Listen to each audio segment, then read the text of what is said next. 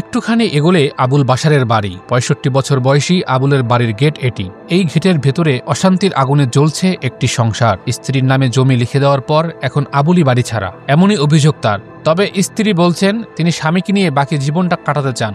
মেয়ে বলছেন তার মা বাবা একসঙ্গে সুন্দর থাকুক, তাহলে সমস্যা কোথায়?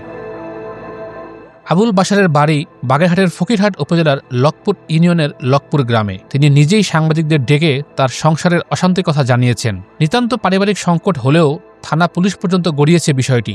তার জামাতা সেনা সদস্য আফ্রিকায় বসে তাকে হুমকি ধমকি দিচ্ছেন বলে অভিযোগ তার। প্রথমে শোনা যাক আবুল বাশারের কথা। আমার স্ত্রী, আমার মেয়ে, আমার জামাই আর এই সব কজন বলে আমি একটা দোকান করেছি, কিনছি মেয়ের নামে, কিনছি আমি ঠিক মেয়ের নামে। এই দোকানটা আমি খাবো, করবো, ওই পর্যন্ত ওখান থেকে পর্যন্ত আমার লাথি মেরে খেলা দিচ্ছে। আমার লাথির পরে রাখছি, উষ্টা লাথির পরে রাখছি। আমার ঘরের কোনো একটা জিনিস ধরতে দিচ্ছে না, আমার কোনো একটা ব্যবহার করার জিনিস দিচ্ছে না। আমি রাস্তা থাকি, মাঝে মাঝে এনে আসি, ঘরে আসি, ওই রান্না করে খাই, ডাল টেল রান্না করে খাই। এই অবস্থা, এই পরিস্থিতি আছে। হ্যাঁ, সব অনেক সালিশ বিষয় রয়েছে, অনেক সালিশ বিষয় রয়েছে। আমার এক জায়গা দিচ্ছে অর্ধেক, হ্যাঁ অর্ধেক দিচ্ছে, বাড়ির অর্ধেক দিয়ে দিচ্ছে, ওইটা করছে। এ করে মনে হয় যাচ্ছে। আমি তো অর্ধেক নেবো না, আমার বাড়ি আমার নিবো। আমার ভাই ভাইরা আছে, হকদার হলে আমার ভাই ভাইরা, আমি হজ করতে যাবো, তাদের জানাচ্ছি আমি হজ করতে যাবো, আমি হকদার হক দিয়ে যাবো। হ্যাঁ, করে যাবো।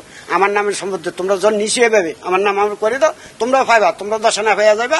আর 6 আনা জিনিস আমি হকদার হক দিয়ে যাই, আমি হজ করতে যাবো। আমি এই করছি খুলনা থেকে 3-4 বছর আগে থেকে ওদের বলছি। হ্যাঁ, এটা শোনার পরে আরো উল্টা মানে আমার মনে হয় আস্তে আস্তে বেদখল করার পরিস্থিতি।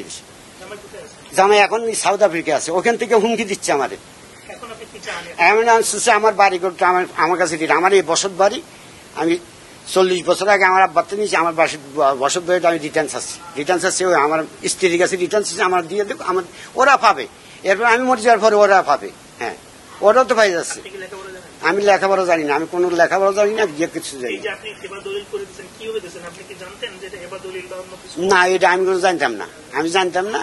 আমারও ওই সমিতির কথা অনেক সময় সই স্বাক্ষর নিচ্ছে, এটা নিচ্ছে, আমি জানতাম না এই অবস্থা। হ্যাঁ, আবুল বাশারকে নিজ বাড়ি থেকে বের করে দেওয়া, দোকান থেকে উচ্ছেদ করার অভিযোগের বিষয়ে জানতে চাওয়া হয় তার স্ত্রী নাসরিন বেগম ও মেয়ে নুসরাত তাসনিম তামান্নার কাছে।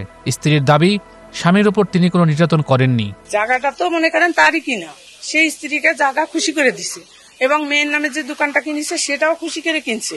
কিন্তু এইটা আসলে বলা ঠিক না, তারপরে না বলে বলতেছে না।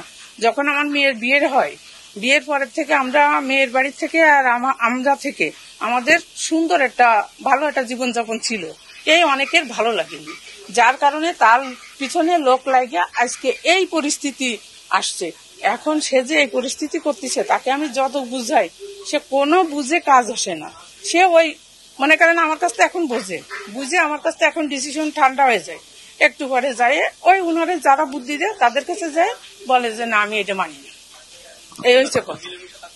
তা আমি তো মিলতেছি, আপনি আবার এখনই বলেন, আমি তার ঘরে ডাকি যে তুমি আমার কাছে আসো, তার সত্য তো একটাই, জায়গাটা দিতে হবে। তার জায়গাটা আমার নামে রয়েছে, সমস্যাটা কি আছে? তুমি মিলেমিশে, হ্যাঁ এইটাই আসেন। এখন মনে করেন আমারটা ছেলে সন্তান নেই, সে যখন এত কিছু করছে, এখন যে জায়গাটা দিলে আমার জীবনের সিকিউরিটিটা কি আমাকে বলে।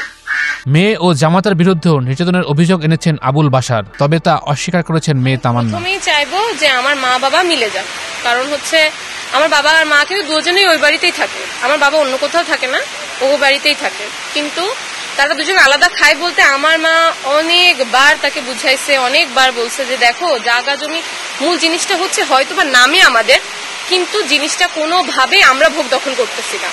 ঠিক আছে, প্রথম জিনিস হচ্ছে আমরাই ভোগ দখল করছি না। সে তো তার স্ত্রী, সে তো সেখানে থাকবেই, এবং আমার বাবাও ওখানেই আছে। এমনটা না যে আমি ওইখানে যে ভোগ দখল করে আছি যে না এটা আমার জায়গা বা আমি কিছু। আমি আমার শ্বশুর বাড়ি থাকি, আমার মা বাবা ওখানেই থাকে। কিন্তু আমার বাবা আসলে আমার মা থেকে দূরত্ব হয়ে গেছে, প্রথম যে জিনিসটা। হ্যাঁ, সেই কিন্তু আলাদা হয়ে গেছে। আমিও কিন্তু তাকে অনেকবার, এবং পুলিশের কাছে যখন আমার আব্বু জানাইছিল অভিযোগ, আমরা থানায় গেছিলাম, তো তখন পুলিশ বলছিল যে তুমি মেয়ে, তুমি তোমার ব্যর্থতা, তোমার মা বাবা কেন দূরত্ব বজায় রাখছে, তো তুমি আজকে তোমার বাবাকে নিয়ে যাবা। ওখানে আমি আমার বাবার পা পর্যন্ত জড়ায় ধরে বলছি বাবা বাসায় চলো, আমরাই তো, আমরা 3 জন, তোমরা 2 জন মানুষ। আমি তখন শ্বশুর বাড়ি থাকো, আমি চাই তোমরা মিলে থাকো।